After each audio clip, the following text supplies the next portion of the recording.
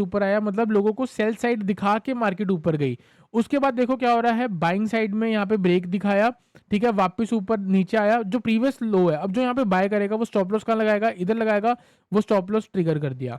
इसका मतलब कोई है जो सपोर्ट ब्रेक करने के बाद बाय करता है और मार्केट ऊपर आ जाती है, फिर से कोई सपोर्ट ब्रेक होने के बाद बाय करता है, मार्केट ऊपर आ जाती है। हो सकता है ये सपोर्ट जान के ब्रेक कराया हो, ताकि रिटेलर्स के दिमाग में कल के लिए सेल का व्यू बन जाए और मार्केट ये हाई भी ब्रेक करेगी तो भी ऊपर जाने की क्षमता रखती है।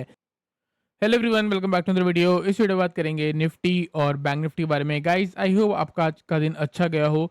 जो भी हमने आपको सपोर्ट वगैरह दिए थे टेलीग्राम पे, वो सारे हिट हुए हैं, वहाँ पे आप देख सकते हो गाइस।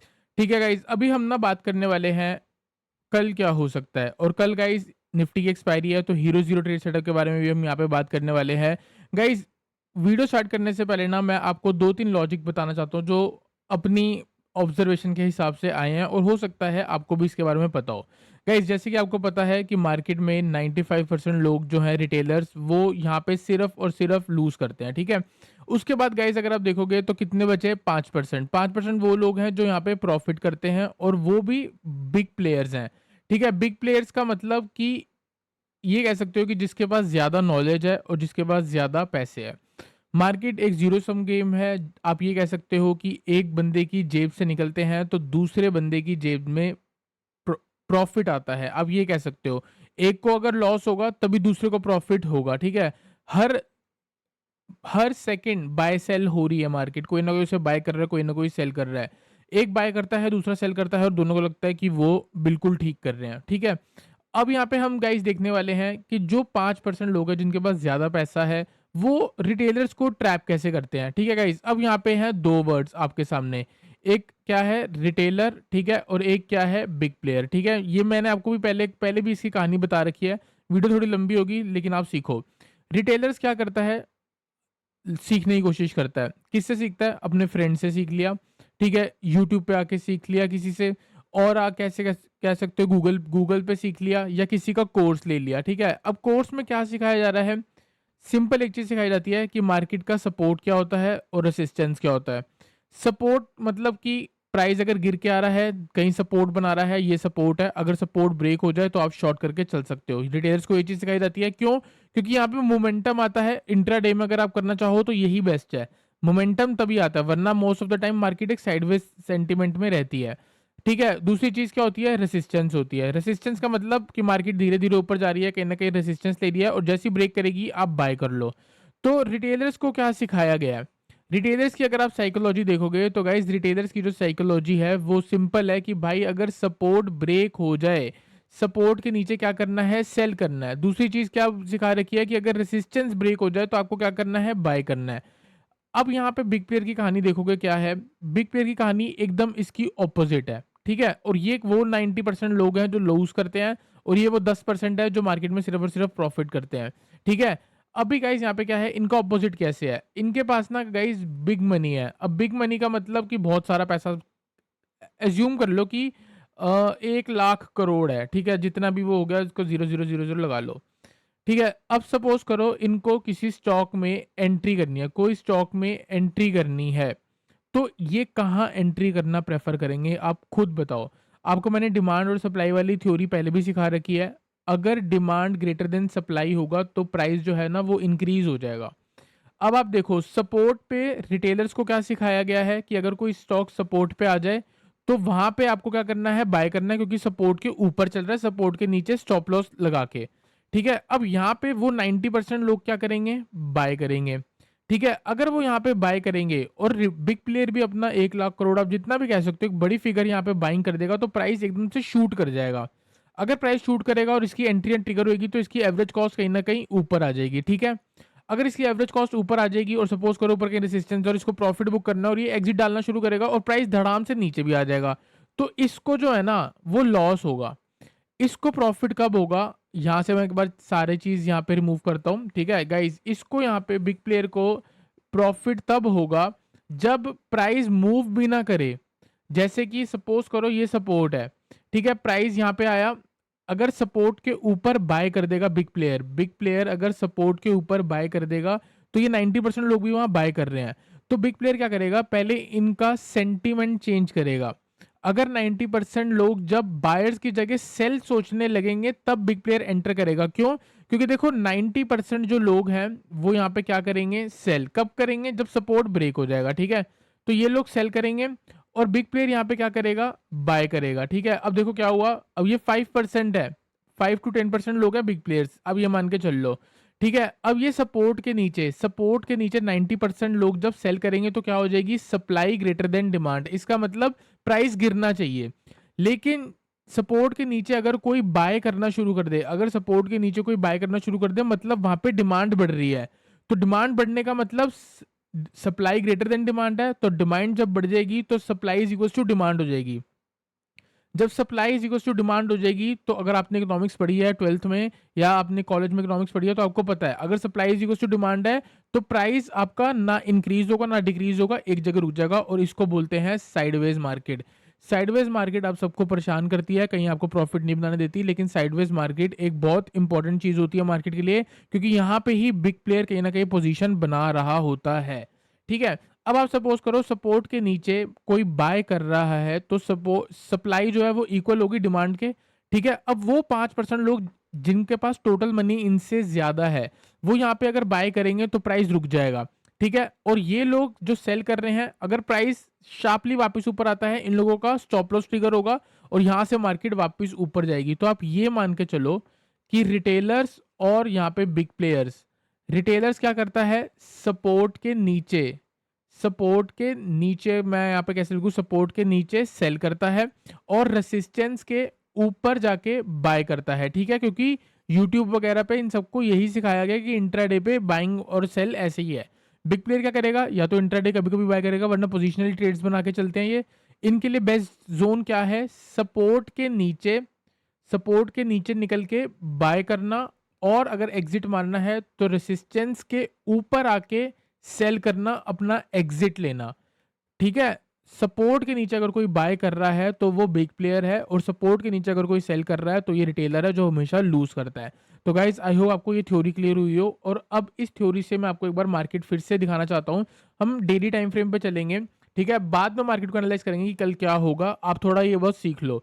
गाइस यहाँ पे देखो क्या हुआ, ये ऑल टाइम हाई है निफ्टी का, ठीक है। यहाँ पे क्या हुआ, एक बहुत बढ़िया गिरावट आई है, वापस मार्केट ऊपर गई, उसके बाद वापस नीचे गई, ये नॉर्मल डाउन ट्रेंड का सिनेरियो हो गया। अब आप यहाँ पे देखो बिग प्लेयर क्या कर रहा है, बिग प्लेयर ने एक पुल बैक क्रिएट करा, इसका हल्का सा ब्रेकआउट दिया, और लोगों को पता है अगर रेसिस्टेंस ब्रेक होगी तो आप बाय करोगे। कौन है ये, रिटेलर्स हैं। रेसिस्टेंस के ब्रेक होने पे क्या करेंगे, बाय करेंगे। और मैंने आपको क्या बोला कि रेसिस्टेंस के ऊपर अगर कोई सेल करना चाहेगा तो वो बिग प्लेयर है, क्योंकि वो मार्केट को नीचे लेके जाना चाहता है। वो ये चाहता है कि दुनिया जब बाय कर रही है, रेसिस्टेंस के ब्रेक होने के ऊपर डिमांड आ गई, क्योंकि रिटेलर्स 90% लोग वहां पे बाय कर रहे हैं, डिमांड ग्रेटर देन सप्लाई है, लेकिन वो 5% जो हमेशा प्रॉफिट करते हैं वो यहाँ पे सेल करेंगे।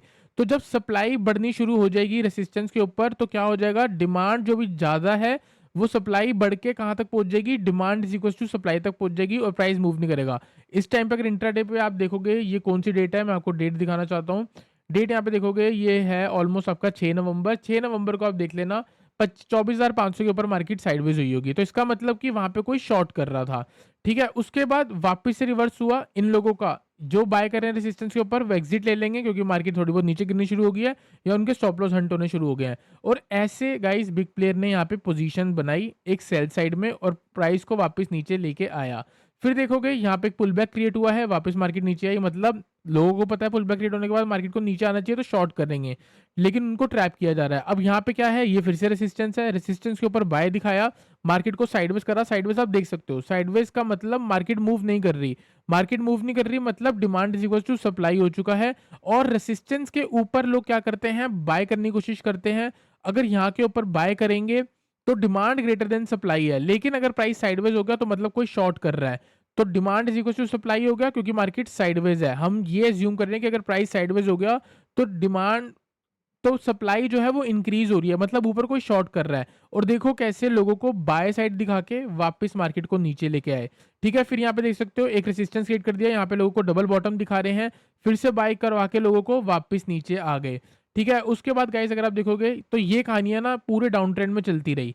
उसके बाद गाइस अगर आप देखोगे यहाँ पे क्या हुआ, ये देखो, यहाँ पे अगर आप देखोगे मार्केट में एक लो लगा, सारी मार्केट ऊपर गई। अब एकदम इसका ऑपोजिट, सपोर्ट के नीचे लोग क्या करेंगे, जैसे देखो गाइस ये सपोर्ट है, सपोर्ट के नीचे लोग शॉर्ट कर रहे हैं, मार्केट नीचे जा रही है।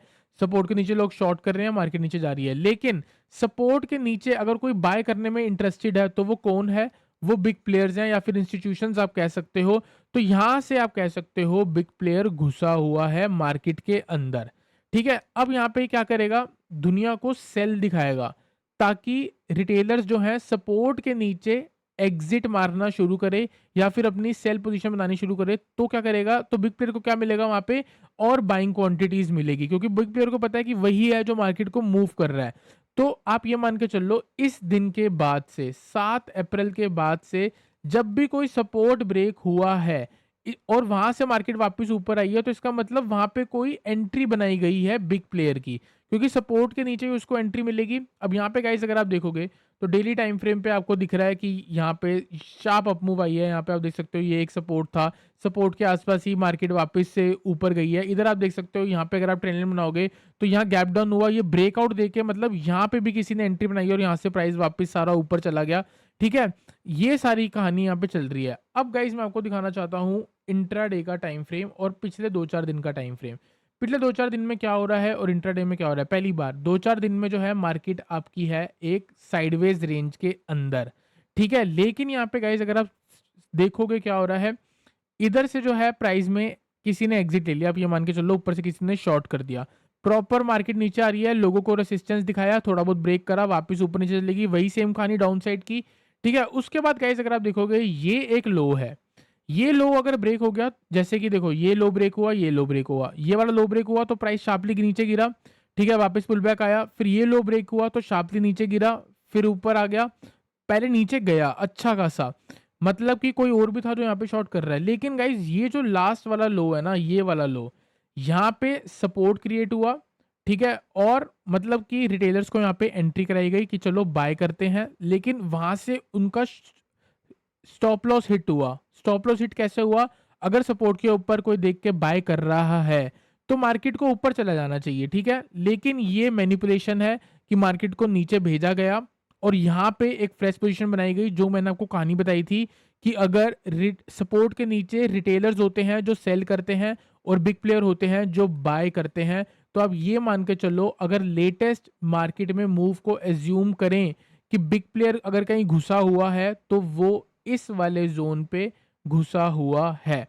और उसी दिन भी मैंने आपको बोल दिया था, ये वाले दिन जो मैंने वीडियो बनाई थी, कि अगर बिग प्लेयर यहाँ घुसा है और यहाँ तक मूव आई है तो यहाँ पे बाय मत करो, वेट करो, वापस से नीचे आएगी फिर ऊपर जाएगी। और इस दिन का लो 407 का है, मेरे को अच्छी तरीके से याद है। और मैंने आपको एक ही लेवल बोला था इस दिन भी कि 25,410 से लेके 25,400 के जोन पे बाय बनती है।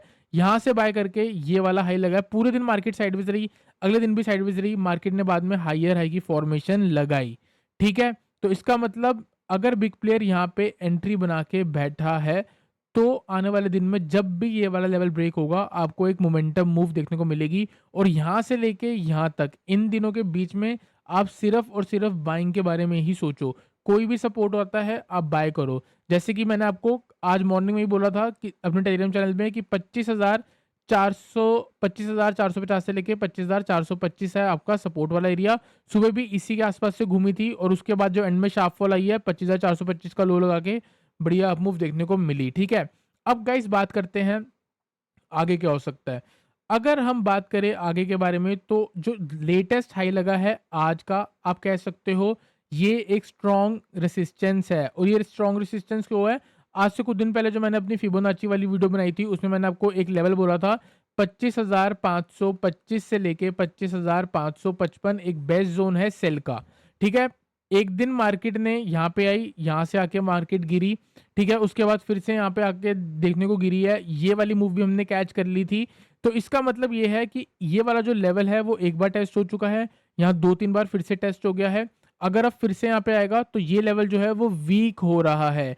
तो इसका मतलब ये है अगर ये लेवल वीक हो जाएगा और यहाँ पे मार्केट सस्टेन करने लगेगी तो एक रॉकेट मूव ऊपर की तरफ देखने को मिलेगी।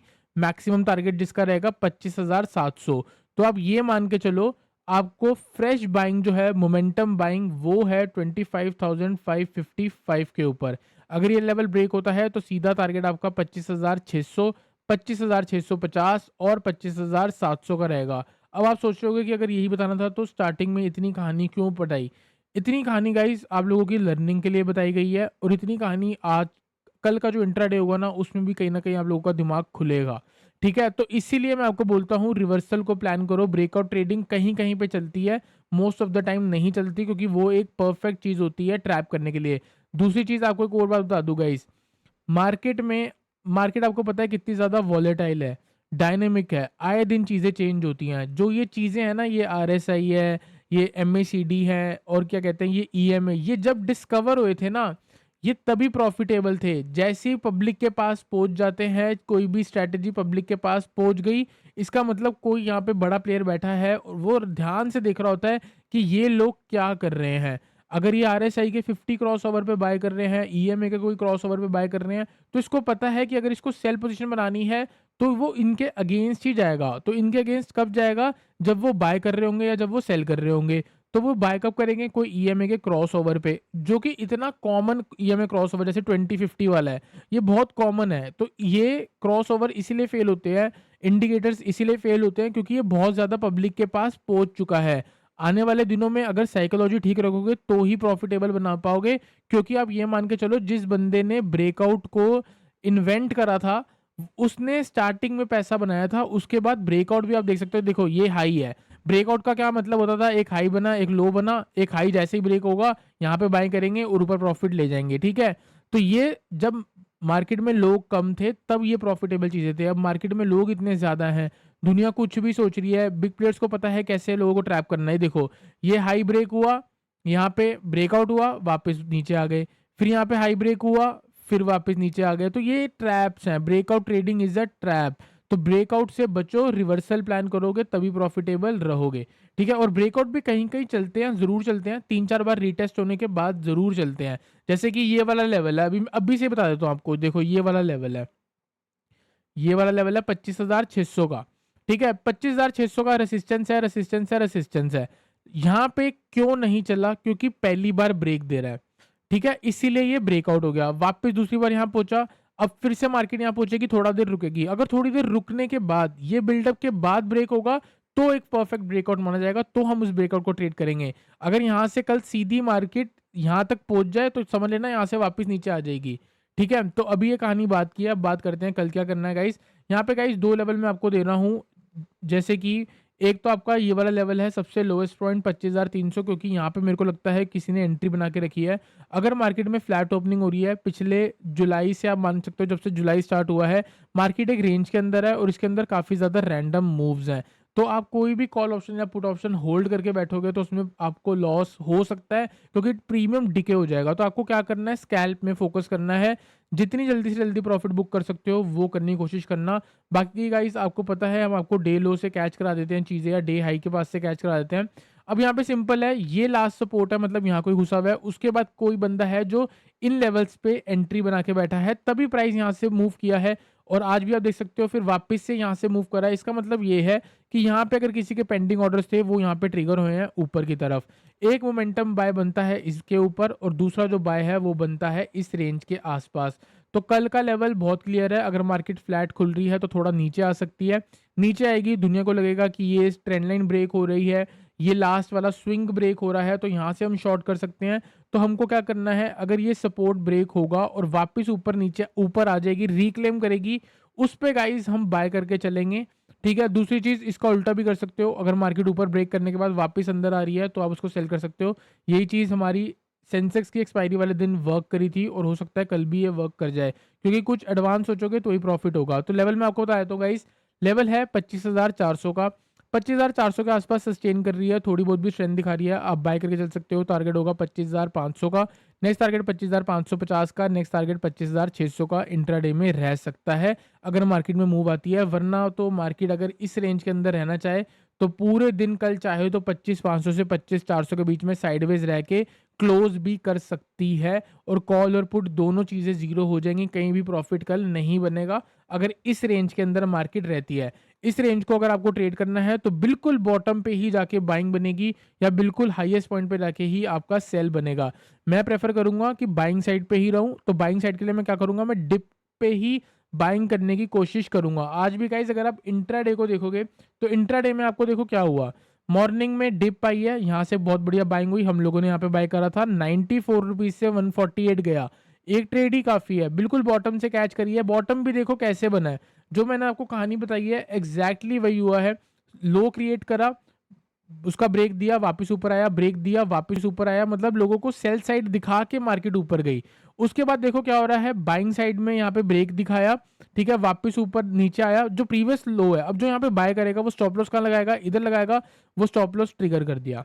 इसका मतलब कोई है जो सपोर्ट ब्रेक करने के बाद बाय करता है और मार्केट ऊपर आ जाती है, फिर से कोई सपोर्ट ब्रेक होने के बाद बाय करता है, मार्केट ऊपर आ जाती है। हो सकता है ये सपोर्ट जान के ब्रेक कराया हो ताकि रिटेलर्स के दिमाग में कल के लिए सेल का व्यू बन जाए और मार्केट ये हाई भी ब्रेक करेगी तो भी ऊपर जाने की क्षमता रखती है।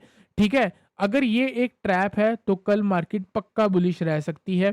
तो यहाँ पे हमारा एक लेवल है ये वाला हाई और ये वाला लो। अब मान के चलो 25,500, अगर कल मार्केट 25,500 के ऊपर सस्टेन कर जाती है तो भी आप चाहो तो बाय करके चल सकते हो। इंट्राडे में आपका टारगेट होगा 25,550 का और 25,600 का। अगर बिग प्लेयर सबको एग्जिट करा के बाइंग ही कर रहा है तो ये भी एक ट्रैप है और यहाँ से मार्केट एक रॉकेट मूव कल पकड़ सकती है अगर मार्केट फ्लैट खुलती है। अगर कोई न्यूज़ आ जाती है मेजर गैप अप लगेगा या मेजर कैपिटल लगेगा तो व्यू पूरा ही चेंज हो जाएगा और वो सिर्फ और सिर्फ आपको कल टेलीग्राम चैनल पे ही मिलेगा।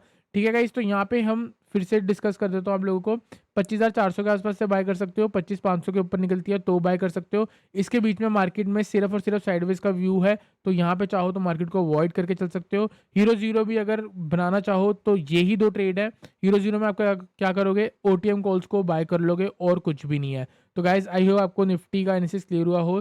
चलते हैं गाइज बैंक निफ्टी पे। बैंक निफ्टी में हम ज़्यादा टाइम नहीं देते, निफ्टी में ही समझने की कोशिश करते हैं। बैंक निफ्टी में आपको मैं सीधा लेवल बता देता हूँ 1 मिनट के अंदर।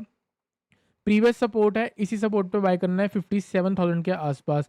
अगर कल गिर के 57,000 के आसपास आती है और वहां से हायर की फॉर्मेशन लगाती है, आप यहाँ पे बाय कर सकते हो। टारगेट होगा 57,200 ऑन द डाउन साइड। अगर 57,000 ही ब्रेक हो जाता है तो आप शॉर्ट कर सकते हो। नीचे आपका टारगेट रहेगा 56,800। तो गाइज आई होप आपको निफ्टी और बैंक निफ्टी से क्लियर हुआ हो। वीडियो चलेगी, वीडियो को लाइक करना, चैनल को सब्सक्राइब करना।